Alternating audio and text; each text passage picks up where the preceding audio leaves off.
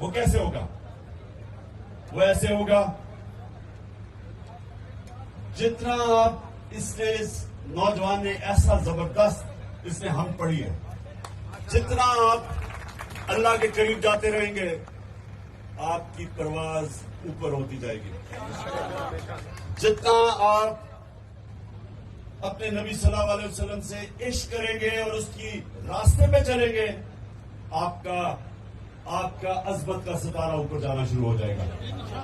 یہ یاد رکھیں، ہر انسان کے اندر، ہم ہر سب میں اللہ نے صلاحیت دی ہے کہ ہم جو چاہتے ہیں ہم بن سکتے ہیں. یہ بڑا ضروری ہے آپ کی چیز سمجھنا. میں وہ ان لوگوں میں سے تھا، میرے سے بہتر عقل میں بھی اسکول میں بچے تھے، صلاحیت میں بھی بہتر تھے، لیکن میں ان سے آگے کیوں نکلا؟ میں اب ذرا آپ کو بتانا چاہتا ہوں. وہ آپ نے وہی چیزیں آپ نے اپنانی ہیں. میں آگے کیسے نکلا؟ پہلی چیز، بڑا سوچا کرو، بڑی خواب رکھا کرو. آپ اتنے ہی بڑے ہیں جتنی آپ کی خواب ہے. مثلا اگر میری خواب صرف کلب کرکٹر بننے کی ہے تو میں ٹیسٹ کرکٹر نہیں بن سکتا. بڑی خواب رکھو، بڑا سوچو. ہمارے نبی صلی اللہ علیہ وسلم نے مدینہ کے عربوں کے بیچ میں ایک بڑی سوچ ڈال دی.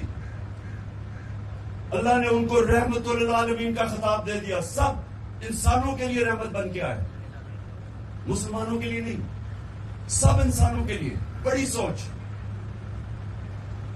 اور قرآن میں اللہ رب العالمین ہے، سب انسانوں کا خدا ہے. مطلب اس کا بہت سمجھنے والا ہے کہ وہ جو لوگ قومیں آپ سے آگے نکل گئی ہیں وہ اس لیے نہیں نکلی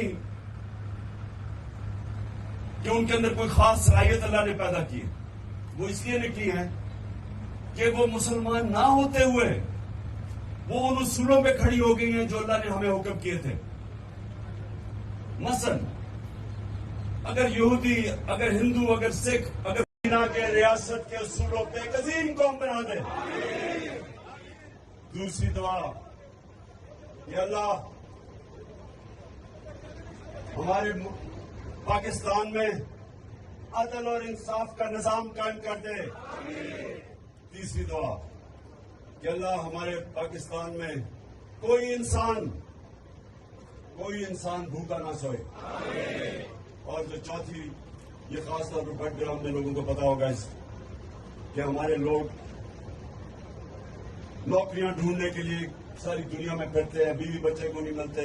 گھر میں ماں باپ، بیوی بچے، ایک آدمی جاتا ہے 2 سال تک باہر جاتا ہے، 6 سال تک.